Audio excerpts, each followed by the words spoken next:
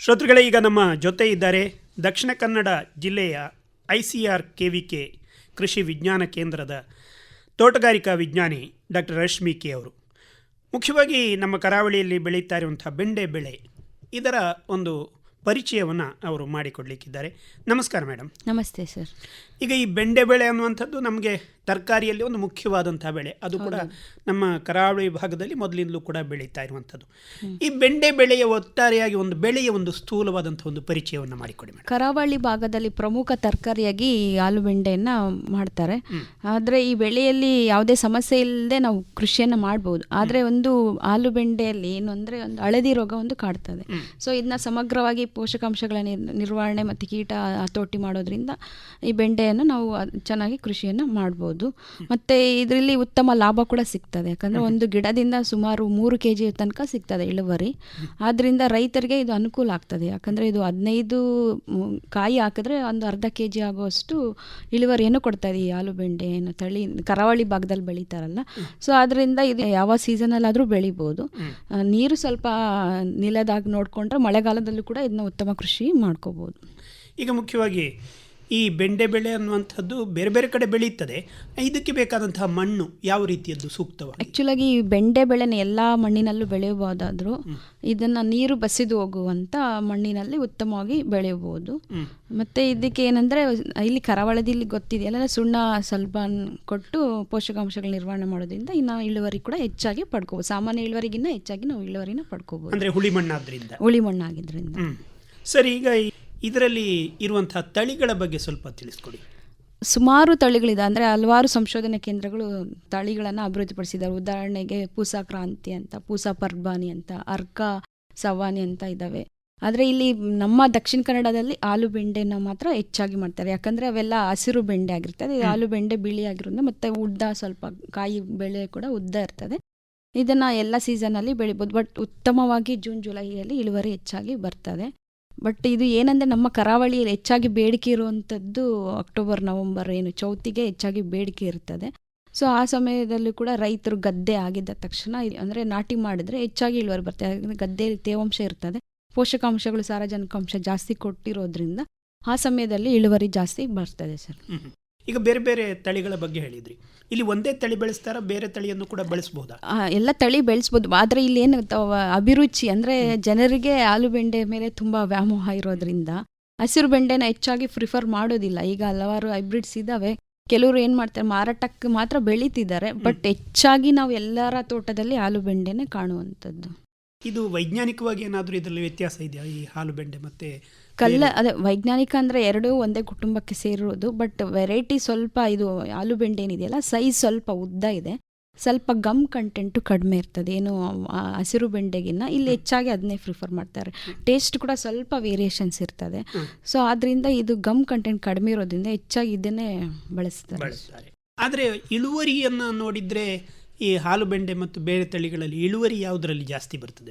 ಇಳುವರಿ ಆಲ್ಮೋಸ್ಟ್ ಆಲೂಬೆಂಡೆಯಲ್ಲೇ ಜಾಸ್ತಿ ಬರ್ತದೆ. ಬಟ್ ಇದು ಹಳದಿ ನಂಜು ರೋಗ ಅಂತ ಏನು ಹೇಳ್ತೀವಲ್ಲ, ಸ್ವಲ್ಪ ಹೆಚ್ಚಾಗಿ ತುತ್ತಾಗುತ್ತೆ ಈ ಬೆಳೆಗೆ. ಬೆಂಡೆಯಲ್ಲಿ ಹಳದಿ ರೋಗ ಸಾಮಾನ್ಯವಾಗಿ ಬಂದೇ ಬರ್ತದೆ. ರಸ ಇರೋ ಕೀಟದಿಂದ ಬರುವಂಥದ್ದು. ರೋಗ ಆಗಿದ್ರೂ ಕೂಡ ಅದು ಕೀಟದಿಂದ ಹರಡುವಂಥದ್ದು. ಸೊ ನಾವು ಸೈಡ್ಸಲ್ಲಿ ಏನು ತೋಟದ ಪಕ್ಕದಲ್ಲಿ ಕಳೆಗಳ ನಿರ್ವಹಣೆ ಮಾಡೋದ್ರಿಂದ ಈ ರೋಗನ ನಾವು ಹತೋಟಿ ಮಾಡ್ಕೋಬೋದು. ಈಗ ಮುಖ್ಯವಾಗಿ ಬೆಳೆಯ ಬಗ್ಗೆ ಬರುವುದಿದ್ರೆ ಇದಕ್ಕೆ ಬೇಕಾಗುವಂತಹ ಸಾಮಗ್ರಿಗಳು ನಾವೇನು ಹೆಕ್ಟೇರ್ ಪ್ರದೇಶ ಅಂತ ಕರಿತೀವಲ್ಲ, 2.5 ಎಕರೆಗೆ 1.5 kg ಬೀಜ ಬೇಕಾಗ್ತದೆ. ಮತ್ತು 25 ಟನ್ ಹಟ್ಟಿ ಗೊಬ್ಬರನ ಬೇಕಾಗುತ್ತೆ. ಮತ್ತು ಪೋಷಕಾಂಶಗಳು 16 ಪೋಷಕಾಂಶಗಳು ಬೇಕಾಗುತ್ತದೆ. ಆ್ಯಕ್ಚುಲಾಗಿ ನಾವು 3 ಪ್ರಧಾನ ಪೋಷಕಾಂಶಗಳನ್ನು ಯೂರಿಯಾ, ರಾಕು, ಪೊಟ್ಯಾಶ್ ಮುಖಾಂತರ ಕೊಡುವಂಥದ್ದು. ಯೂರಿಯಾ 1 ಎಕರೆಗೆ 270 kg ಬೇಕಾಗುತ್ತೆ. ಅಂದರೆ ಪ್ರದೇಶಕ್ಕೆ 1 ಹೆಕ್ಟೇರ್ ಪ್ರದೇಶಕ್ಕೆ ಇಲ್ಲಿ ಶಿಲಾರಂಜಕನೇ ನಾವು ಶಿಫಾರಸು ಮಾಡುವಂಥದ್ದು, ಬೇರೆ ಯಾವುದೂ ಶಿಫಾರಸು ಮಾಡಲ್ಲ. ಈ ದಕ್ಷಿಣ ಕನ್ನಡ ಉಡುಪಿ ಜಿಲ್ಲೆಗಳಿಗೆ ಸುಮಾರು 375 kg ಬೇಕಾಗುತ್ತೆ 1 ಹೆಕ್ಟೇರ್ ಪ್ರದೇಶಕ್ಕೆ. ಮತ್ತು ಇನ್ನು ಪೊಟ್ಯಾಶ್ ಹೇಳೋದಾದರೆ 110 kg ತನಕ ಬೇಕಾಗುತ್ತೆ. ಇದು ನಾವು ಅಂದರೆ ಏನು ಕೊಟ್ಟಿಗೆ ಗೊಬ್ಬರ ಕೊಟ್ಟು ಭೂಮಿ ಏನು ತಯಾರು ಮಾಡ್ತೀವಲ್ಲ ಆ ಸಮಯದಲ್ಲಿ ಕೊಡಬೇಕಾಗುತ್ತೆ. ಈ ಎಲ್ಲ ಪೋಷಕಾಂಶಗಳನ್ನು ಕೊಡಬೇಕು. ಎಲ್ಲ ಪೋಷಕಾಂಶಗಳನ್ನು ಕೊಡಬೇಕು. ಮತ್ತೆ ಇದನ್ನು ನಾಟಿ ಮಾಡುವಂತಹ ವಿಧಾನ ಯಾವ ಥರ? ಅಂದರೆ ಬೀಜ ಸ್ವಲ್ಪ ಗಟ್ಟಿ ಇರೋದ್ರಿಂದ ಒಂದು 8 ಗಂಟೆ ಕಾಲ ನೀರಿನಲ್ಲಿ ನೆನೆಸಿಬಿಟ್ಟು ತದನಂತರ ಭೂಮಿನ ಸಿದ್ಧ ಮಾಡ್ಕೋಬೇಕು. ಯಾವ ಥರ ಸಿದ್ಧ ಮಾಡ್ಕೋಬೇಕು ಅಂದರೆ, ನಾನು ಏನು ಶಿಫಾರಸು ಮಾಡಿದೆಯಲ್ಲ ಹಟ್ಟಿ ಗೊಬ್ಬರ ಅಂತ, ಒಂದು ಎಕರೆಗೆ ಪ್ರದೇಶಕ್ಕೆ 10 ಟನ್ ಅಷ್ಟು ಹಟ್ಟಿ ಗೊಬ್ಬರ ಭೂಮಿ ಮಾಡೋ ಟೈಮಲ್ಲಿ ಸಿದ್ಧ ಮಾಡಿ, ಹಟ್ಟಿ ಗೊಬ್ಬರ ಜೊತೆಗೆ 50% ಅಷ್ಟು ಏನು ಶಿಫಾರಸು ಮಾಡಿರೋ ಸಾರಜನಕ, ಪೂರ್ಣ ಪ್ರಮಾಣದ ರಂಜಕ ಮತ್ತು ಪೊಟ್ಯಾಷನ್ನ ಭೂಮಿಗೆ ಸೇರಿಸಬೇಕಾಗತ್ತೆ. ಮತ್ತು ಬದುಗಳನ್ನು ಮಾಡಿ ಸಾಲಿನಿಂದ ಸಾಲಿಗೆ 60 ಸೆಂಟಿಮೀಟರು, ಗಿಡದಿಂದ ಗಿಡಕ್ಕೆ 30 ಸೆಂಟಿಮೀಟರ್ ಕೊಟ್ಟು ಇದನ್ನ ಬೀಜ ನಾಟಿ ಮಾಡ್ಕೋಬೇಕಾಗ್ತದೆ. ಈಗ ಬೀಜವನ್ನು ನಾವು ಮನೆಯಲ್ಲೇ ಮಾಡ್ಕೋಬಹುದಾ ಅಥವಾ ಎಲ್ಲಿಂದಾದ್ರೂ ತರುವುದು ಒಳ್ಳೆಯದಾ? ಆ್ಯಕ್ಚುಲಾಗಿ ಇಲ್ಲಿ ಆಲೂಬೆಂಡೆ ಅಂದರೆ ನಾವು ಏನು ಕೃಷಿ ಹಿಂದಿನ ಬೆಳೆ ಬೆಳೆದಿರ್ತೀವಲ್ಲ ಆ ಬೀಜನೇ ಬಳಕೆ ಮಾಡ್ಕೋಬೋದು. ಯಾಕಂದರೆ ಹೈಬ್ರಿಡ್ಸ್ ಅಂತ ಸಿಗ್ತದೆ ತಳಿಗಳು. ಈಗ ಆಲೂಬೆಂಡೆ ಲೋಕಲ್ ಬೇಕಾದರೆ ನಾವು ಇಲ್ಲೇ ಮಾಡ್ಕೋಬೇಕಾಗತ್ತೆ. ಈಗ ಉದಾಹರಣೆಗೆ ಒಂದು ಮಹಾರಾಷ್ಟ್ರ ವಿಶ್ವವಿದ್ಯಾಲಯದವರು ಪೂಲೆ ವಿಮುಕ್ತಿ ಅಂತ ಒಂದು ಬೆಂಡಿ ತಳಿನ ಅಭಿವೃದ್ಧಿಪಡಿಸಿದ್ದಾರೆ. ಸೇಮ್ ಅದು ಕೂಡ ಇದೇ ಥರ ಇರ್ತದೆ, ಬಟ್ ಇನ್ನು ಅದು ಬೀಜಗಳು ನಮಗೆ ಸಿಗ್ತಾ ಇಲ್ಲ. ಅದು ಕೂಡ ಸೇಮ್ ಇದೇ ಥರ ಇರ್ತದೆ. ಅದನ್ನು ಪರಿಚಯ ಮಾಡಿ ಮುಂದೆ ನೋಡಬೇಕಾಗುತ್ತೆ ಸರ್ ರಿಸಲ್ಟ್ಸ್ ಏನಾದರೂ. ಅದು ವೆರೈಟಿಲಿ ಸಕ್ಸಸ್ ಆದರೆ, ಯಾಕಂದರೆ ಅದು ಹಳದಿ ನಂಜು ರೋಗಕ್ಕೆ ಸ್ವಲ್ಪ ತಡ್ಕೊಳ್ಳೋ ಶಕ್ತಿ ಇದೆ ಆ ತಳಿಗೆ. ಏನು ಪೂಲೆ ವಿಮುಕ್ತಿ ಇದೆಯಲ್ಲ ಆ ತಳಿ ಆಲೂಬೆಂಡೆ ಥರನೇ ಹೋಲಿಕೆ ಇರೋದ್ರಿಂದ ಈಗ ಉಳ್ಳಾಳ ಸಂಶೋಧನಾ ಕೇಂದ್ರದವರು ಬೀಜ ತರಿಸಿದ್ದಾರೆ, ಟ್ರಯಲ್ ಮಾಡ್ತಿದ್ದಾರೆ. ಅವ್ರೇನಾದರೂ ಶಿಫಾರಸು ಮಾಡಿದ್ರೆ ನಾವು ರೈತರಿಗೆ ಅದನ್ನು ಶಿಫಾರಸು ಮಾಡ್ತೀವಿ. ಈ ಬೀಜಗಳನ್ನು ನಾವು ಹೋದ ಸಲದ ಏನು ಬೆಳೆಯಲ್ಲಿ ತೆಗೆದಿಟ್ಕೊಂಡಂತಹ ಬೀಜಗಳನ್ನು ಬೀಜೋಪಚಾರ ಏನಾದ್ರು ಮಾಡಿ ಇಟ್ಕೋಬೇಕಾಗ್ತದೆ? ಆ್ಯಕ್ಚುಲಾಗಿ ನಾವು ಇದನ್ನ ಕೋಲ್ಡ್ ಟೆಂಪ್ರೇಚರಲ್ಲಿ ಇಡಬೇಕಾಗತ್ತೆ ಫ್ರೀಸರಲ್ಲಿ. ಸ್ವಲ್ಪ 1 ವರ್ಷ ತನಕ ಇಡ್ಬೋದು. ಬೀಜೋಪಚಾರ ಮಾಡಿ ಇಟ್ಟರೆ ಜಾಸ್ತಿ ದಿನ ಇಡ್ಲಿಕ್ಕೆ ಆಗೋದಿಲ್ಲ. ಆಗಲೇ ಮಾಡಬೇಕು. ಬೀಜ ಇಮಿಡಿಯೇಟ್ ಮತ್ತೆ ನಾಟಿ ಸಾಮರ್ಥ್ಯ ಕಳ್ಕೊಳ್ತದೆ. ಸೊ ಬೀಜೋಪಚಾರ ಮಾಡೋದ್ರಿಂದ ಕೂಡ ನಾವು ರೋಗ ಕೀಟಗಳನ್ನ ಹತೋಟಿ ಕಡಿಮೆ ಮಾಡ್ಬೋದು. ಬಟ್ ಏನಂದ್ರೆ ಬೀಜ ಆಯ್ಕೆ ಮಾಡ್ಕೋಬೇಕಾದ್ರೆ ನಾವು ಉತ್ತಮವಾದ ಗಿಡನ ಆಯ್ಕೆ ಮಾಡ್ಕೋಬೇಕು. ಅಂದ್ರೆ ಅದಕ್ಕೆ ಹಳದಿ ನಂಜು ರೋಗ ಇರಬಾರ್ದು, ಯಾವುದೇ ಕೀಟಗಳ ಬಾಧೆ ಇರಬಾರ್ದು, ಗಂಟು ರೋಗ ಬರ್ತದೆ ಬೆಂಡಿಯಲ್ಲಿ, ಆ ರೋಗ ಯಾವುದು ಇರಬಾರ್ದು. ಅಂತ ಗಿಡಗಳನ್ನ ನಾವು ಮೊದಲೇ ಗುರ್ತು ಮಾಡಿ ಅಂತ ಬೀಜನಷ್ಟೇ ನಾವು ಆಯ್ಕೆ ಮಾಡಿ ಅದನ್ನ ಸಪ್ರೇಟ್ ಆಗಿ ಗುರ್ತು ಮಾಡಿ ಟ್ಯಾಗ್ ಮಾಡಿ ಇಟ್ಕೊಂಡು ಅದನ್ನಷ್ಟೇ ನಾವು ಪಡ್ಕೊಂಡ್ರೆ ನೆಕ್ಸ್ಟ್ ಇಳುವರಿ ಚೆನ್ನಾಗಿ ಬರ್ತದೆ. ಇಲ್ಲ ಅಂದ್ರೆ ಮತ್ತೆ ರೋಗ ಕೀಟ ಸ್ಪ್ರೆಡ್ ಆಗೋ ಚಾನ್ಸಸ್ ಜಾಸ್ತಿ ಇದೆ. ಈಗ ಈ ಬಿತ್ತನೆ ಮಾಡಿದ ನಂತರ ನೀವು ಹೇಳಿದ್ರಿ ಶಿಫಾರಸು ಮಾಡಿದ ಗೊಬ್ಬರವನ್ನು ಹಾಕಿದ ಮೇಲೆ ಬಿತ್ತನೆ ಮಾಡಬೇಕು ಬೀಜಗಳನ್ನು. ಆಮೇಲೆ ಏನು ಮಾಡಬೇಕು? ಬಿತ್ತನೆ ಮಾಡಿದ ನಾನು ಏನು ಉಳುಮೆ ಮಾಡೋ ಸಮಯದಲ್ಲಿ 50% ಸಾರಜನಕ ಹೇಳಿದ್ದೆಲ್ಲ, ಇನ್ನು ಉಳಿದಿರುವಂಥ 50% ಸಾರಜನಕವನ್ನು ನಾಟಿ ಮಾಡಿ ಅಂದರೆ ಮೇಲ್ಗೊಬ್ಬರವಾಗಿ ಮೊದಲು ನಾವು ಮೇಲ್ಗೊಬ್ಬರವಾಗಿ ಕೊಟ್ಟಿರ್ತೀವಲ್ಲ, ನೆಕ್ಸ್ಟ್ ಬೇಸಲ್ ಡೋಸ್ ಅಂತ ಕರಿತೀವಿ. ಅದನ್ನ 50% 4 ವಾರಗಳ ನಂತರ ಏನು ಸಾರಜನಕ ಉಳಿದಿರೋ 10 kg ಇದೆಯಲ್ಲ ಅದನ್ನು ಕೊಡಬೇಕಾಗತ್ತೆ. ತದನಂತರ ಕಳೆಗಳ ನಿರ್ವಹಣೆ ಕೂಡ ಇದರಲ್ಲಿ ಪ್ರಮುಖ ಪಾತ್ರ. ಯಾಕಂದರೆ ಬೆಂಡೆಯಲ್ಲಿ ಕಳೆಗಳ ಜಾಸ್ತಿ ಎಲ್ಲ ಬೆಳೆಗಳಲ್ಲೂ ಬರ್ತದೆ. ಇದರಲ್ಲಿ ಸ್ವಲ್ಪ ಜಾಸ್ತಿ ಬರೋದ್ರಿಂದ ನಾವು ಬೀಜ ನಾಟಿ ಮಾಡಿದ 1 ದಿನ ಅಥವಾ ಅದೇ ದಿನ ಯಾವುದಾದ್ರೂ ಅಂದರೆ ಬುಟಾಕ್ಲೋರು ಯಾವುದಾದ್ರೂ ಇದು ವಿಡಿಸೈಡ್ಸನ್ನು ಕೊಡಬೇಕಾಗುತ್ತೆ. ಇದೊಂದು 30 ml ವಿಡಿಸೈಡ್ನ 1,000 ಲೀಟರ್ ನೀರಿನಲ್ಲಿ ಮಿಕ್ಸ್ ಮಾಡಿ ಸ್ಪ್ರೇ ಮಾಡಬೇಕು. ಅಂದರೆ ಕಳೆಗಳು ಬರಕ್ಕೆ ಮೊದಲು ಬಾರದಂತೆ ಹತೋಟಿ ಮಾಡ್ಕೋಬೇಕಾಗತ್ತೆ. ಅದು ಬಿಟ್ಟರೆ ಮತ್ತೆ ನಂಜು ರೋಗ ಸ್ವಲ್ಪ ಹತೋಟಿ ಮಾಡಬೇಕಾಗುತ್ತೆ. ಈಗ ಮೊದಲಿಗೆ ಕಳೆ ಬಂದರೆ ಏನು ತೊಂದರೆಗಳು ಏನಾಗ್ತವೆ? ಕಳೆಗಳು ಬಂದರೆ ಏನಾಗುತ್ತೆ ಅಂದರೆ ನಾವು ಪೋಷಕಾಂಶಗಳು ಕೊಟ್ಟಿರ್ತೀವಲ್ಲ ಅದರ ಜೊತೆ ಕಾಂಪಿಟೇಷನ್ ಆಗಿ ಅವು ಹೆಚ್ಚಾಗಿ ಬೆಳೀತದೆ. ಮತ್ತು ಅವುಗಳಿಗೆ ವೈರಾಣು ಏನಾದರೂ ಇದ್ದರೆ ನಂಜು ರೋಗ ಸ್ಪ್ರೆಡ್ ಮಾಡ್ತದೆ, ನಮ್ಮ ಮುಖ್ಯ ಬೆಳೆಗೆ ಸ್ಪ್ರೆಡ್ ಮಾಡ್ತದೆ. ಸೊ ಆದಷ್ಟು ಕಳೆಗಳು ನಿರ್ವಹಣೆ ಮಾಡಿಕೊಂಡ್ರೆ ಇಳುವರಿ ಜಾಸ್ತಿ ಪಡ್ಕೋಬೋದು. ಈಗ ದಿನದ ನಿರ್ವಹಣೆ ಯಾವ ಥರ? ಇದಕ್ಕೆ ನೀರು ಇದನ್ನೆಲ್ಲ ಯಾವ ಥರ ಕೊಡಬೇಕು? ಆ್ಯಕ್ಚುಲಾಗಿ ಇದಕ್ಕೆ ನೀರು 2-3 ದಿನಕ್ಕೆ ಕೊಟ್ಟರೆ ಸೂಕ್ತ ಅಂತ. ಅಂದರೆ ಏನು ಆ ಥರ ಹೆಚ್ಚಾಗಿ ನೀರೇನು ಬೇಕಾಗಿಲ್ಲ. ಇದು ಆರ್ಡಿ ಕ್ರಾಪ್ ಆಗಿರೋದ್ರಿಂದ ಏನು ಡೈಲಿ ನೀರು ಕೊಡೋ ಅವಶ್ಯಕತೆ ಏನಿಲ್ಲ ಸರ್. ಏನಿಲ್ಲ, ವಾರಕ್ಕೆ 2 ಸಾರಿ ಕೊಟ್ಟರೆ ಸಾಕಾಗ್ತದೆ. ಆಮೇಲೆ ಗೊಬ್ಬರವನ್ನು ಮತ್ತೆ ಕೊಡಬೇಕಾಗ್ತದೆ ಹೇಗೆ? ಇದು ನಾನು ಆವಾಗಲೇ ಹೇಳಿದೆ 16 ಪೋಷಕಾಂಶಗಳು 3 ಪ್ರಧಾನ ಪೋಷಕಾಂಶಗಳನ್ನು ಕೊಡ್ತೀವಿ: ಸಾರಜನಕ, ರಂಜಕ, ಪೊಟ್ಯಾಷಿಯಂ. ಇನ್ನು ಉಳಿದಿರೋ ಮೈಕ್ರೋನ್ಯೂಟ್ರಿಯೆಂಟ್ಸ್ ಏನು ನಾವು ಕೊಡೋದಿಲ್ಲ. ಅದಕ್ಕೆ ಈಗ ಭಾರತೀಯ ತೋಟಗಾರಿಕೆ ಸಂಶೋಧನಾ ಕೇಂದ್ರದವರು ಅರ್ಕಾ ವೆಜಿಟೇಬಲ್ ಸ್ಪೆಷಲ್ ಅಂತ ಒಂದು ಸೂಕ್ಷ್ಮ ಅಂದರೆ ಮೈಕ್ರೋನ್ಯೂಟ್ರಿಯೆಂಟ್ಸ್ ಮಿಕ್ಸರನ್ನು ಅಭಿವೃದ್ಧಿಪಡಿಸಿದ್ದಾರೆ. ಇದನ್ನು ನಾವು 2 ಗ್ರಾಮ್ 1 ಲೀಟರ್ ನೀರಿನಲ್ಲಿ ಮಿಕ್ಸ್ ಮಾಡಿ ಇನ್ನು ನಾಟಿ ಮಾಡಿದ 45 ದಿನಗಳ ನಂತರ 2 ಗ್ರಾಮ್ ಅಷ್ಟೇ ಕೊಡಬೇಕಾಗತ್ತೆ. ಯಾಕಂದರೆ ಇದು ಹೆಚ್ಚಾಗಿ ಕೊಡೋದ್ರಿಂದ ಏನಾಗುತ್ತೆ, ಇದು ಮೈಕ್ರೋನ್ಯೂಟ್ರಿಯೆಂಟ್ಸ್ ಕೆಲವೊಂದು ಜಾಸ್ತಿ ಆದರೆ ಸುಟ್ಟೋಗೋ ಚಾನ್ಸಸ್ ಇದೆ. ಸ್ಕಾರ್ಚಿಂಗ್ ಅಂತ ಟಾಕ್ಸಿಸಿಟಿ ಆಗ್ತದೆ ಬೆಳೆಗೆ. ಸೊ ಅದನ್ನು ನಾವು 2 ಗ್ರಾಮ್ 1 ಲೀಟರ್ ನೀರಲ್ಲಿ ಮಿಕ್ಸ್ ಮಾಡಿ 1 kg ಏನು ವೆಜಿಟೇಬಲ್ ಮಿಕ್ಸರ್ಗೆ ಒಂದು ಸ್ವಲ್ಪ ಪ್ರಮಾಣ ನಿಂಬೆ ರಸ ಮತ್ತು ಸೋಪಿನ ಪೌಡರ್, ಯಾಕಂದರೆ ಚೆನ್ನಾಗಿ ಮಿಕ್ಸ್ ಆಗಬೇಕಲ್ಲ ಅಂಟ, ಅದರಿಂದ ಮಿಕ್ಸ್ ಮಾಡಿ ನಾಟಿ ಮಾಡಿದ 45 ದಿನಗಳ ನಂತರ 1 ಸ್ಪ್ರೇ ಕೊಡಬೇಕಾಗತ್ತೆ. ಮತ್ತೆ 15 ದಿನಗಳ ನಂತರ ಮತ್ತೆ 2ನೇ ಸ್ಪ್ರೇ, ಮತ್ತೆ 15 ದಿನ ಬಿಟ್ಟು 3ನೇ ಸ್ಪ್ರೇ ಈ ತರ ಕೊಡೋದ್ರಿಂದ ಇದು ಏನು ಬೆಳೆ ಅವಧಿ ಇದೆಯಲ್ಲ ಸ್ವಲ್ಪ ಮುಂದೆ ಹೋಗ್ತದೆ. ಸೊ ಇಳುವರಿ ಕೂಡ ಸ್ವಲ್ಪ ಏನು ಬೆಳೆ ಅವಧಿ ಮುಂದೆ ಹೋದಾಗ ಇಳುವರಿ ಕೂಡ ಜಾಸ್ತಿ ದಿನ ನಾವು ಪಡ್ಕೋಬಹುದು. ಯಾಕಂದ್ರೆ ಬೆಂಡೆನ ಕೊಯ್ಲು ಶುರುವಾಗಿದ ತಕ್ಷಣ 45 ದಿನಕ್ಕೆ ಕೊಯ್ಲು ಶುರುವಾಗ್ತದೆ. ಒಂದು ದಿನ ಬಿಟ್ಟು ಒಂದು ದಿನ ನಾವು ಕಟ್ ಮಾಡಲೇಬೇಕಾಗ್ತದೆ, ಇಲ್ಲಾಂದ್ರೆ ಅದು ಕಾಯಿ ಬಲ್ತು ಹೋಗ್ತದೆ, ಮತ್ತೆ ಯೋಗ್ಯವಾಗಿರೋದಿಲ್ಲ ತಿನ್ನೋದಕ್ಕೆ. ಸೊ ಆ ಬೆಳೆ ಅವಧಿ ಮುಂದೆ ಹೋಗ್ತದೆ, ಆಗ ಇಳುವರಿ ನಮಗೆ ಜಾಸ್ತಿ ಸಿಗ್ತದೆ. ಏನು ನಾರ್ಮಲ್ ಇಳುವರಿಗಿನ್ನ ಒಂದು 15% ಅಷ್ಟು ಈ ಮೈಕ್ರೋನ್ಯೂಟ್ರಿಯೆಂಟ್ ಸ್ಪ್ರೇ ಮಾಡೋದ್ರಿಂದ ಜಾಸ್ತಿ ಆಗ್ತದೆ ಸರ್. ಈಗ ಸಾವಯವ ಕೃಷಿಯ ಬಗ್ಗೆ ತುಂಬ ಒತ್ತು ಬರ್ತಾ ಉಂಟು. ಗ್ರಾಹಕರು ಕೂಡ ಸಾವಯವ ರೀತಿಯಲ್ಲಿ ಬೆಳೆದಂತಹ ತರಕಾರಿಗಳನ್ನು ತಗೊಳ್ಳುವಂತಹ ಕಡೆ ಒಲವು ತೋರಿಸ್ತಾ ಇದ್ದಾರೆ. ಇಂಥ ಸಂದರ್ಭದಲ್ಲಿ ಬೆಂಡೆಯನ್ನು ಸಾವಯವವಾಗಿ ಬೆಳೆಸಲಿಕ್ಕೆ ಸಾಧ್ಯ ಹೇಗೆ? ಬೆಳೆಸ್ಬೋದು ಸರ್. ಯಾಕಂದರೆ ಇದಕ್ಕೆ ನಾವು ಹಟ್ಟಿಗೊಬ್ಬರ 25 ಟನ್ ಶಿಫಾರಸ್ ಮಾಡಿದ್ದೀವಲ್ಲ, ಅದ್ರ ಜೊತೆಗೆ ಈ ಗಂಟು ರೋಗ ಅಂತ ಹೇಳಿದೆ, ನೆಮಟೋಡ್ಸ್ ಅಂತ ಏನು ಹೇಳ್ತೀವಲ್ಲ, ಅದನ್ನು ನಾವು ನೀಮ್ ಕೇಕ್ ಅಂತ ಬರ್ತದೆ, ಬೇವಿನ ಹಿಂಡಿ ಏನಿದೆಯಲ್ಲ ಅದ್ರ ಬಳಸೋದ್ರಿಂದ ಕೂಡ ಅದು ಕೂಡ ಸಾವಯವ ಪದಾರ್ಥನೇ. ಆ ಗಂಟು ರೋಗ ಕೂಡ ಕಡಿಮೆ ಆಗ್ತದೆ ಸಾವಯವದಲ್ಲಿ. ಮತ್ತೆ ನಾನು ಆವಾಗಲೇ ಹೇಳ್ದಲ್ಲ, ಭಾರತೀಯ ತೋಟಗಾರಿಕೆ ಸಂಶೋಧನಾ ಕೇಂದ್ರದ ಅರ್ಕಾ ಮೈಕ್ರೋಬಿಯಲ್ ಕನ್ಸಾರ್ಷಿಯಂ ಅಂದ್ರೆ ಇದರಲ್ಲಿ ಜೈವಿಕ ಗೊಬ್ಬರ, ಇದರಲ್ಲಿ ಇದು ಸಾರಜನಕವನ್ನು ಸ್ಥಿರೀಕರಿಸಿ ಫಾಸ್ಫರಸ್ ಅನ್ನ ಅಂದ್ರೆ ಕೆಲವೊಂದು ನ್ಯೂಟ್ರಿಯೆಂಟ್ಸ್ ಇರ್ತದಲ್ಲ ಅದು ಬೇಗ ಗಿಡಗಳಿಗೆ ಸಿಗೋದಿಲ್ಲ, ಅದನ್ನ ಸಮಯ ತಗೊಳ್ತದೆ. ಸೊ ಈ ಮೈಕ್ರೋ ಅರ್ಕಾ AMC ಅಂತ ಕರಿತೀವಿ, ಇದನ್ನ ಅಪ್ಲೈ ಮಾಡೋದ್ರಿಂದ ಏನು ಪೋಷಕಾಂಶಗಳು ಗಿಡಕ್ಕೆ ಸಿಗ್ತದೆ. ಸೊ ಇದು ಕೂಡ ಸಾವಯವ ಪದಾರ್ಥ. ಇದನ್ನ ಬಳಕೆ ಮಾಡೋ ವಿಧಾನ ಯಾವ ತರ ಅಂದ್ರೆ, ನಾವು 500 kg ಅರ್ಧ ಟನ್ ಹಟ್ಟಿ ಗೊಬ್ಬರಕ್ಕೆ ಇದು 5 kg ಅಷ್ಟು ಮಿಕ್ಸ್ ಮಾಡಿ, ಯಾಕಂದ್ರೆ ಒಂದೊಂದಕ್ಕೆ AMC ಕೊಡಕ್ಕಾಗೋದಿಲ್ಲ. ಸೊ ಹಟ್ಟಿ ಗೊಬ್ಬರ ಜೊತೆ ಮಿಕ್ಸ್ ಮಾಡಿದ್ರೆ ಅದು ಏನು ಜೈವಿಕ ಅಭಿವೃದ್ಧಿ ಆಗ್ತದೆ, ಮಣ್ಣಿನಲ್ಲಿ ಬೆಳವಣಿಗೆ ಆಗ್ತದೆ. ಸೊ ಇದರಿಂದ ರೋಗ ನಿರೋಧಕ ಶಕ್ತಿ ಕೂಡ ಗಿಡಕ್ಕೆ ಸಿಗ್ತದೆ.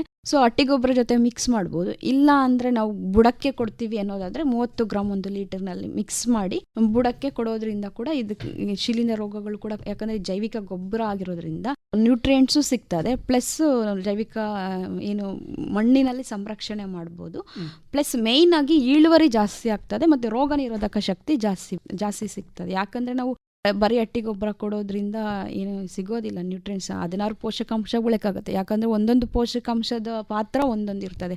ಸಾರಜನಕ ಬೆಳೆ ಏನು ಹಸಿರು ಬೆಳವಣಿಗೆಗೆ ಆಗ್ತದೆ, ರಂಜಕ ಬೇರಿನ ಬೆಳವಣಿಗೆ ಆಗ್ಬೋದು, ಗಿಡದ ಬೆಳವಣಿಗೆ ಆಗ್ತದೆ. ಮತ್ತೆ ಪೊಟ್ಯಾಶ್ ಅಂಶ ಏನಿದೆಯಲ್ಲ, ಪೊಟ್ಯಾಶ್ ರೋಗ ನಿರೋಧಕ ಶಕ್ತಿ ಬರ್ತದೆ. ಕಾಯಲ್ಲಿ ಒಳುಪು ಬೇಕಂದ್ರೆ, ಶೈನಿಂಗ್ ಬೇಕಾದ್ರೆ, ಈಗ ನಾವು ಮಾರ್ಕೆಟ್ಗೆ ಹೋದಾಗ ಚೆನ್ನಾಗಿರೋ ಫ್ರೆಶ್ ಆಗಿರೋದ ಕಾಯಿನ ಆಯ್ಕೆ ಮಾಡುವಂಥದ್ದು. ಸೊ ಅದು ಬೇಕಂದ್ರೆ ಪೊಟ್ಯಾಶ್ ಅಂಶ ಗಿಡಕ್ಕೆ ಬೇಕಾಗುತ್ತೆ. ಸೊ ಈ ತರ ಎಲ್ಲ ನ್ಯೂಟ್ರಿಯೆಂಟ್ಸ್ ಈ AMC ಇರೋದ್ರಿಂದ ಗಿಡಕ್ಕೆ ರೋಗ ನಿರೋಧಕ ಶಕ್ತಿ ಹೆಚ್ಚಾಗ ಇಳುವರಿ ಜಾಸ್ತಿ ಆಗ್ತದೆ, ಮತ್ತೆ ಸೈಜು ಉದ್ದ ಏನು ಜಾಸ್ತಿ ಆಗ್ತದೆ, ಮೇನ್ ಕ್ವಾಲಿಟಿ ಚೆನ್ನಾಗಿರ್ತದೆ. ಸೊ ಇದರಿಂದ ಗ್ರಾಹಕರಲ್ಲಿ ತುಂಬಾ ಅಟ್ರಾಕ್ಷನ್ ಸಿಗೋದ್ರಿಂದ ಮಾರ್ಕೆಟಲ್ಲಿ ಒಂದು 10 ರೂಪಾಯಿ ಕೂಡ ಜಾಸ್ತಿ ಸಿಗೋ ಚಾನ್ಸಸ್ ಜಾಸ್ತಿ ಇದೆ ಈ ಬೆಳೆಗೆ.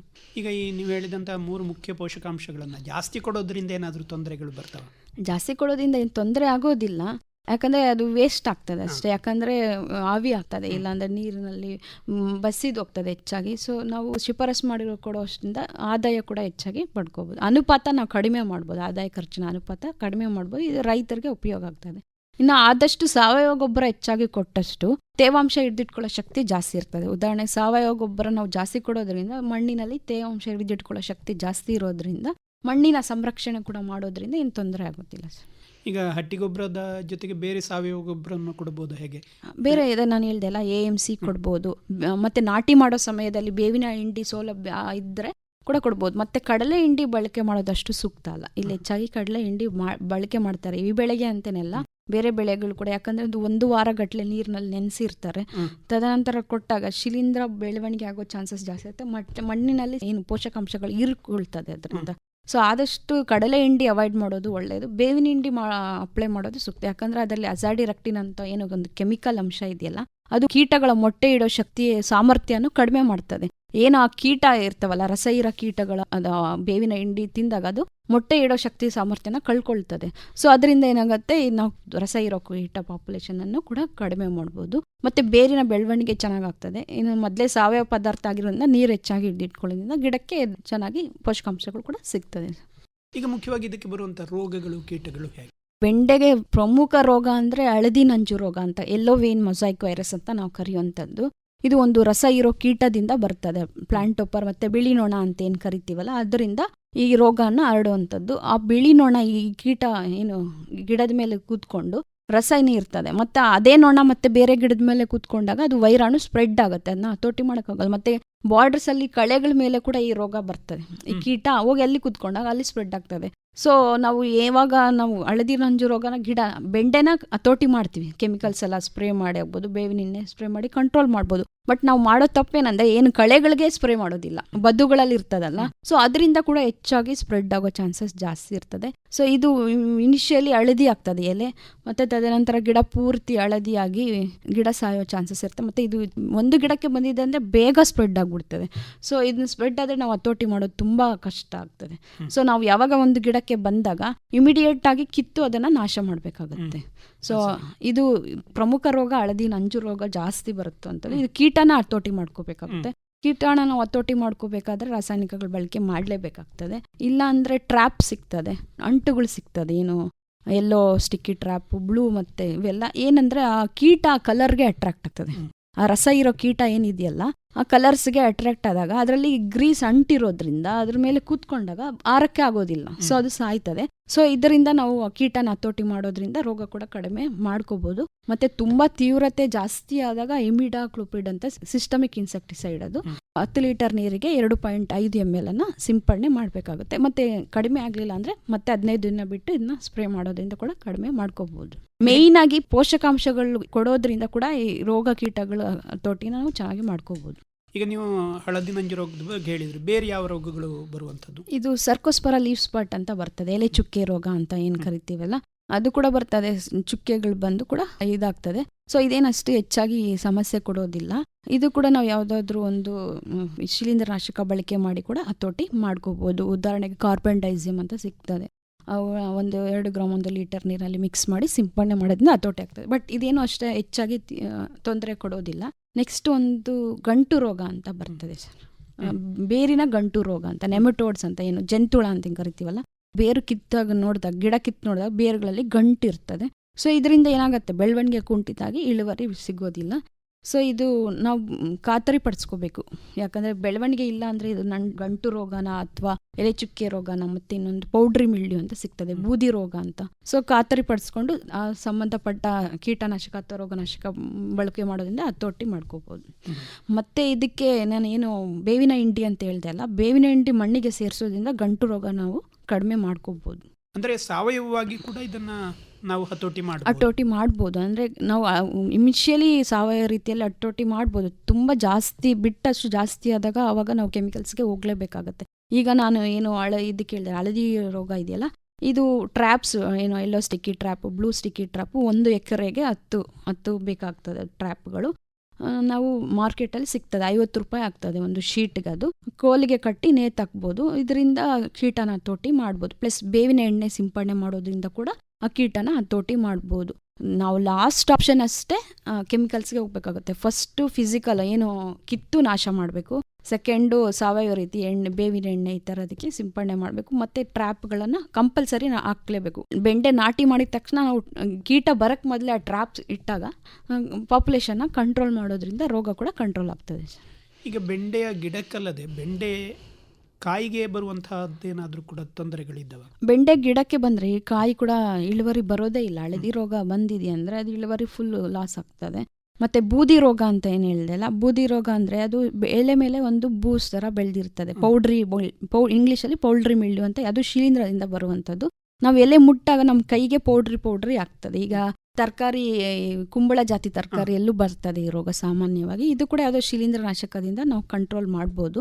ಸೊ ಈ ಥರ ಎಲ್ಲ ರೋಗ ಬಂದಾಗ ಏನಾಗುತ್ತೆ ಅಂದರೆ, ರಸ ಇರೋ ಕೀಟ ರಸ ಇರ್ತದೆ. ಈ ಬೂದಿ ರೋಗ ಬೆಳವಣಿಗೆನೇ ಆಗೋದಿಲ್ಲ, ಅದರಿಂದ ಇಳುವರಿ ನಮ್ಗೆ ಸಿಗೋದಿಲ್ಲ. ನಾನು ಆವಾಗ ಫಸ್ಟಲ್ಲೇ ಹೇಳಿದೆ, ಈ ಒಂದು ಬೆಳೆ ಒಂದು ಗಿಡದಿಂದ ಸುಮಾರು 40 ಕಾಯಿ ತನಕ ಸಿಗ್ತದೆ, 40-45 ಕಾಯಿ ತನಕ ಸಿಗ್ತದೆ ಒಂದು ಗಿಡದಿಂದ. ಸೊ ಇದನ್ನ ನಾವು ಈ ಥರ ಹತೋಟಿ ಮಾಡೋದ್ರಿಂದ ಇಳುವರಿ ಜಾಸ್ತಿ ಪಡ್ಕೋಬೋದು. ಇದರ ಕೊಯ್ಲು ಮತ್ತು ನಿರ್ವಹಣೆಗೆ ಏನಾದರೂ ಕೂಡ? ಮತ್ತೆ ಇದು ಬೆಂಡೆ ನಾಟಿ ಮಾಡಿದ ಒಂದು 45 ದಿನ ನಂತರ ತುದಿನ ಚೂಟ್ಬೇಕಾಗುತ್ತೆ ಸರ್, ಯಾಕಂದರೆ ಬೆಂಡೆ ಸ್ಟ್ರೈಟಾಗಿ ಬೆಳ್ಕೊಂಡು ಹೋಗ್ತದೆ. ಇದು ಆಲೂ ಬೆಂಡೆ ಹೆಚ್ಚಾಗಿ ಪೊದೆ ಥರ ಬೆಳೀತದೆ, ಅದನ್ನ ನಾವು ತುದಿನ ಚೂಟೋದ್ರಿಂದ ಕವಲು ಬಳ್ಳಿಗಳು ಜಾಸ್ತಿ ಬರ್ತದೆ, ಅದರಿಂದ ಕೂಡ ಇಳುವರಿ ಜಾಸ್ತಿ ನಾವು ಪಡ್ಕೋಬೋದು. ಇದು ಕೊಯ್ಲಿಗೆ ಏನಾದರೂ ಕೂಡ ವಿಧಾನ ಈ ಥರದ್ದು? ಕೊಯ್ಲು ಅಂತಂದರೆ ಇದು ನಾಟಿ ಮಾಡಿದ 45 ದಿನಕ್ಕೆ ಇಳುವರಿ ಕೊಡೋಕ್ಕೆ ಶುರು ಆಗ್ತದೆ. 35 ದಿನಕ್ಕೆ ಹೂವು ಬರ್ತದೆ. ಮತ್ತು ಒಂದು 8-10 ದಿನದಲ್ಲಿ ಕಾಯಿ ಇದಾಗ್ತದೆ. ನಾವು ಅಂದರೆ ಕೊಯ್ಲು ಮಾಡುವಾಗ ತುದಿನ ಮುರಿದು ನೋಡ್ತೀವಿ ಅದು ಟೆಂಡರ್ನೆಸ್ ಇದೆಯಾ ಇಲ್ವಾ ಅಂತ.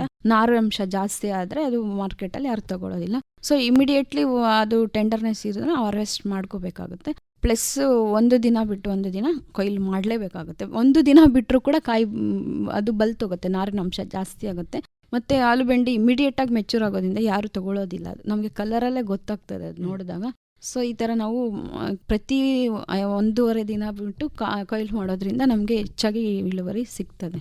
ಈಗ 45 ದಿನಕ್ಕೆ ಇದು ಬೆಂಡೆ ಕೊಡೋಕ್ಕೆ ಶುರು ಆಗ್ತದೆ ಅಂತ ಹೇಳಿದರೆ ಎಷ್ಟು ದಿನಗಳವರೆಗೆ ಅದು ಕೊಡ್ತದೆ? ಸುಮಾರು 2-3 ತಿಂಗಳ ತನಕನೂ ಕೊಡ್ತದೆ. ಅಂದರೆ ನಾವು ಏನು ಪೋಷಕಾಂಶಗಳು ಕೊಟ್ಟಷ್ಟು ಇಳುವರಿ ಅವಧಿ ಮುಂದೆ ಹೋಗ್ತದೆ. ಏನು ವೆಜಿಟೇಬಲ್ ಸ್ಪೆಷಲ್ ಆಗ್ಬೋದು, AMC ಡ್ರೆಂಚಿಂಗ್ ಅಥವಾ ಸ್ಪ್ರೇಯಿಂಗ್ ಮಾಡೋದ್ರಿಂದ ಸಾಮಾನ್ಯವಾಗಿ ಇದು 4 ತಿಂಗಳಲ್ಲಿ ಅವಧಿ ಮುಗೀತದೆ. ಇದು ಬೆಂಡೆ ಅವಧಿ ಮುಗೀತದೆ. ಬಟ್ ಇನ್ನೂ 1 ತಿಂಗಳು ನಾವು ಎಕ್ಸ್ಟೆಂಡ್ ಮಾಡ್ಬೋದು ಈ ನ್ಯೂಟ್ರಿಯೆಂಟ್ಸು ಕೊಡೋದ್ರಿಂದ, ನಿರ್ವಹಣೆ ಮಾಡೋದ್ರಿಂದ. ಈಗ ಈ ಬೆಂಡೆಯ ಜೊತೆಗೆ ಬೇರೆ ಏನಾದರೂ ಬೆಳೆಗಳನ್ನು ಬೆಳೆಸುವಂಥದ್ದು ಒಳ್ಳೆಯದಾ ಹೇಗೆ?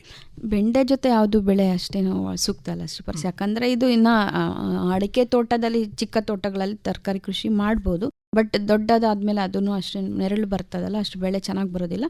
ಬಟ್ ಬೆಂಡೆ ಒಂದೇ ಇದ್ರೆ ಈಗ ನೀವು ಒಂದು ದಿವಸ ಬಿಟ್ಟು ಒಂದು ದಿವಸ ಅದನ್ನು ಕೊಯ್ಲು ಮಾಡಬೇಕು ಅಂತ ಹೇಳಿದರೆ, ಈ ಬೆಂಡೆ ಕೊಯ್ದ ಮೇಲೂ ಕೂಡ ಬೆಳೆಯುವಂಥದ್ದು ಏನಾದರೂ ಉಂಟಾ?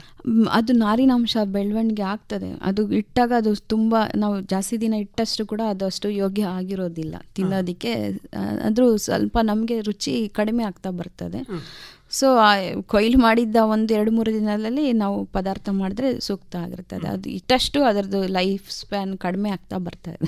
ಅದೇ ಹಾಗಿದ್ರೆ ಒಟ್ಟಾರೆಯಾಗಿ ಈ ಬೆಂಡೆ ಬೆಳೆಯಲ್ಲಿ ಮುಖ್ಯವಾಗಿ ಜನರು ಗಮನಿಸಬೇಕಾದಂಥ ಅಂಶಗಳು ಮತ್ತು ಇದರಿಂದ ಪಡೆಯುವಂಥ ಲಾಭದ ಬಗ್ಗೆ ತಾವೇನು ಹೇಳಿಕ್ಕೆ ಬಯಸ್ತೀರಿ? ಮುಖ್ಯವಾಗಿ ಇಲ್ಲಿ ನಾವು ಸಮಗ್ರ ಪೋಷಕಾಂಶಗಳ ನಿರ್ವಹಣೆ ಮಾಡಬೇಕು. ನಾವು ಇಲ್ಲಿ ತಪ್ಪು ಮಾಡ್ತೀವಿ ಅಂದರೆ ಸ್ವಲ್ಪ, ಅಂದರೆ ಶಿಫಾರಸು ಮಾಡಿರೋದಕ್ಕಿಂತ ಕಡಿಮೆ ಪ್ರಮಾಣದಲ್ಲಿ ಸಾವಯವ ಗೊಬ್ಬರ ಕೊಡುವಂಥದ್ದು. ನಾವು ಸಾವಯವ ರೀತಿಯಲ್ಲೇ ಕೊಡೋದಾದರೂ ಕೂಡ ಶಿಫಾರಸು ಮಾಡಿದ್ದಕ್ಕಿಂತ ಹೆಚ್ಚಾಗಿ ನಾವು ರಾಸಾಯನಿಕಗಳು ಬಳಕೆ ಮಾಡದಿದ್ರೆ, ಏನು ಯೂರಿಯಾ, ರಾಕು, ಪೊಟ್ಯಾಶ್ ಬಳಕೆ ಮಾಡದೇ ಇದ್ದ ಸಮಯದಲ್ಲಿ ಸಾವಯವ ಗೊಬ್ಬರಗಳನ್ನು ಪ್ರಮಾಣ ಸ್ವಲ್ಪ ಜಾಸ್ತಿ ಕೊಡಬೇಕಾಗತ್ತೆ. ಯಾಕಂದರೆ ರೋಗ ಕೀಟಗಳಿಗೆ ನಿರೋಧಕ ಶಕ್ತಿ ಬೇಕು ಅಂದರೆ ಈ ಪೊಟ್ಯಾಶ್ ಅಂಶ ಕೂಡ ಗಿಡಕ್ಕೆ ಬೇಕಾಗತ್ತೆ. ಸೊ ನಾವು ಶಿಫಾರಸು ಮಾಡೋದಕ್ಕಿಂತ ಕಡಿಮೆ ಪೊಟ್ಯಾಶ್ ಏನು ಸಾವಯವ ಗೊಬ್ಬರ ಕೊಟ್ಟರೆ ಗಿಡಕ್ಕೆ ನ್ಯೂಟ್ರಿಯೆಂಟ್ಸೇ ಸಿಗೋದಿಲ್ಲ. ಸೊ ಗಿಡ ರೋಗ ನಿರೋಧಕ ಶಕ್ತಿ ಕಳ್ಕೊಂಡಾಗ ಬೇಗ ಕೀಟ ಅಟ್ಯಾಕ್ ಆಗ್ತದೆ. ಸೊ ಅದರಿಂದ ಇಳುವರಿ ಕಡಿಮೆ ಆಗ್ತದೆ. ಮತ್ತು ಅದ್ರ ಜೊತೆಗೆ ನಾವು ಏನು ಅರ್ಕಾ ವೆಜಿಟೇಬಲ್ ಸ್ಪೆಷಲ್ ಅಂತ ಏನು ಶಿಫಾರಸು ಮಾಡಿದ್ದೀವಲ್ಲ, ಅದು 2 ಗ್ರಾಮ್ 1 ಲೀಟರ್ ನೀರಿನಲ್ಲಿ ಸ್ಪ್ರೇ ಮಾಡೋದ್ರಿಂದ, ಯಾಕಂದರೆ ಇದನ್ನು ಆಲ್ರೆಡಿ ಟ್ರಯಲ್ ಮಾಡಿ ಉಡುಪಿ ಎಲ್ಲ ಕಡೆಯಲ್ಲೆಲ್ಲ ಟ್ರಯಲ್ ಮಾಡಿ, ಭೂ ಸಮೃದ್ಧಿ ಪ್ರಾಜೆಕ್ಟಲ್ಲೆಲ್ಲ ಟ್ರಯಲ್ ಮಾಡಿದ್ದಾರೆ, ತುಂಬ ಸಕ್ಸಸ್ ಆಗಿದೆ. ಸೊ ಇದರಿಂದ ಅಂದರೆ ಇದನ್ನು ಹೆಚ್ಚಾಗಿ ಬಳಕೆ ಮಾಡಬಾರ್ದು. ನಾವು ಹೇಳಿದ್ದೀವಿ ಅಂತ ಕೆಲವರು ರೈತರು 5 ಗ್ರಾಮು 7 ಗ್ರಾಮು ಸ್ಪ್ರೇ ಮಾಡೋ ಚಾನ್ಸಸ್ ಇದೆ, ಯಾಕಂದರೆ ಇಳುವರಿ ಜಾಸ್ತಿ ಬರಲಿ ಅಂತ. ಬಟ್ ನಾವು ಇದು ಜಾಸ್ತಿ ಸ್ಪ್ರೇ ಮಾಡಿದ್ರೆ ಅದಕ್ಕೆ ತೊಂದರೆ ಆಗುತ್ತೆ. ಯಾಕಂದರೆ ಗಿಡಕ್ಕೆ ಸ್ಕಾರ್ಚಿಂಗ್ ಅಂದರೆ ಸುಟ್ಟೋಗೋ ಚಾನ್ಸಸ್ ಜಾಸ್ತಿ ಇದೆ. ಏನು ಬೆಂಡೆಗೆ 2 ಗ್ರಾಮ್ ಅಷ್ಟೇ. ಅದೇ ಕುಂಬಳ ಜಾತಿಗಾದರೆ 1 ಗ್ರಾಮನ್ನು ಶಿಫಾರಸು ಮಾಡ್ತೀವಿ. ಈ ಟೊಮೆಟೊ ಬದನೆಗಾದರೆ 5 ಗ್ರಾಮ್ ಅಷ್ಟು ಶಿಫಾರಸು ಮಾಡುವಂಥದ್ದಿದೆ. ಸೊ ಶಿಫಾರಸು ಮಾಡಿದಷ್ಟು ಬಳಕೆ ಮಾಡಿದ್ರೆ ಏನೂ ತೊಂದರೆ ಆಗೋದಿಲ್ಲ. ಜೊತೆಗೆ AMC ಏನು ಸಾವಯವ ಜೊತೆಗೆ AMC ಕೂಡ ಮಿಕ್ಸ್ ಮಾಡಿ ಕೊಡೋದ್ರಿಂದ ಸಂರಕ್ಷಣೆ ಮಾಡ್ಬೋದು, ಪ್ಲಸ್ ಇಳುವರಿ ಕೂಡ ಜಾಸ್ತಿ ಆಗುತ್ತೆ. ಆದಷ್ಟು ಕಡಲೆ ಹಿಂಡಿಯನ್ನು ಅವಾಯ್ಡ್ ಮಾಡಬೇಕು. ಇಲ್ಲಿ ಮಾಡೋ ತಪ್ಪದೆ ಜನರು ಕಡಲೆ ಹಿಂಡಿನ ನೆನೆಸಿಟ್ಟು ತದನಂತರ ಗೊಬ್ಬರ ಜೊತೆ ಮಿಕ್ಸ್ ಮಾಡಿ ಕೊಡೋದ್ರಿಂದ ಮಳೆಗಾಲದಲ್ಲಿ ಶಿಲೀಂಧ್ರ ರೋಗ ಬೆಳವಣಿಗೆ ಆಗ್ತದೆ, ಪ್ಲಸ್ ಮಣ್ಣಿನ ಸತ್ವ ಕೂಡ ಕಳ್ಕೊಳ್ತದೆ. ಮತ್ತು ಇನ್ನು ಕೆಲವರು ರೈತರು ಏನು ಮಾಡ್ತಾರೆ ಅಂದರೆ, ನಾನು ಕೇಳಿದ್ದೀನಿ ಇತ್ತೀಚೆಗೆ, ಅಂದರೆ ಏನು ಮಾಡ್ತಾರೆ, ನೆನೆಸಿಡ್ತಾರಲ್ಲ 8 ಗಂಟೆ ಕಾಲ ನೆನೆಸಿಡ್ತಾರಲ್ಲ, ಮತ್ತು ಅದನ್ನ ಟೈಟಾಗಿ ಕಟ್ಟಿಡ್ತಾರೆ ಮೊಳಕೆ ಬೇಗ ಬರಲಿ ಅಂತ. ಅದರಿಂದ ಏನಾಗುತ್ತೆ, ಮೊಳಕೆ ಬರ್ತದೆ, ಬಟ್ ಅಲ್ಲಿ ನಾವು ಯಾವಾಗ ಟೈಟಾಗಿ ಬಟ್ಟೆಯಲ್ಲಿ ಕಟ್ಟಿದಾಗ ಏನಾಗ್ತದೆ, ಶಿಲೀಂಧ್ರ ಬೆಳವಣಿಗೆ ಆಗ್ತದೆ. ಸೊ ಅದು ಮತ್ತೆ ಗಿಡ ಅಷ್ಟು ಚೆನ್ನಾಗಿ ಬೆಳವಣಿಗೆ ಆಗೋದಿಲ್ಲ. ರೈತರು ಕೆಲವರೆಲ್ಲ ಕರೆಕ್ಟಾಗಿ ಮಾಡ್ತಾರೆ, ನೆನೆಸಿಟ್ಟ ತಕ್ಷಣ ನಾಟಿ ಮಾಡಿ ಒಣಗಿಸಿ ನಾಟಿ ಮಾಡ್ತಾರೆ. ಬಟ್ ಕಟ್ಟಿಡೋದು ಅದು ಸೂಕ್ತ ಪದ್ಧತಿ ಅಲ್ಲ.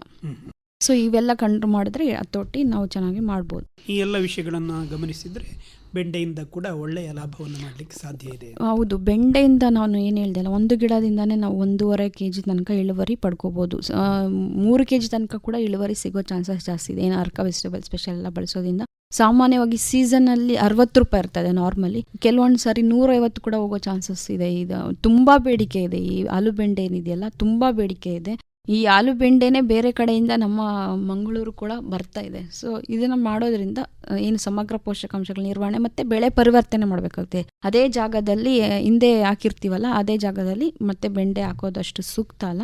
ಬೆಳೆ ಪರಿವರ್ತನೆ ಮಾಡಿ ಈ ಅಂಟುಗಳನ್ನೆಲ್ಲ ಬಳಸಿ ಇದು ಮಾಡೋದ್ರಿಂದ ತುಂಬ ಇಳುವರಿ ನಾವು ಪಡ್ಕೋಬೋದು ಸರ್. ಒಳ್ಳೆಯದು ಡಾಕ್ಟರ್ ರಶ್ಮಿ ಅವರೇ.